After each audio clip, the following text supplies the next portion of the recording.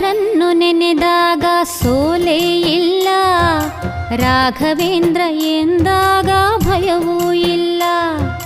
ರಾಯರನ್ನು ನೆನೆದಾಗ ಸೋಲೇ ಇಲ್ಲ, ರಾಘವೇಂದ್ರ ಎಂದಾಗ ಭಯವೂ ಇಲ್ಲ.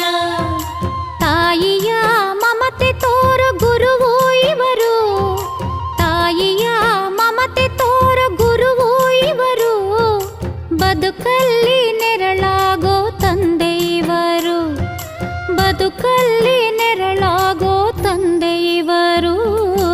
ರಾಯರನ್ನು ನೆನೆದಾಗ ಸೋಲೇ ಇಲ್ಲ.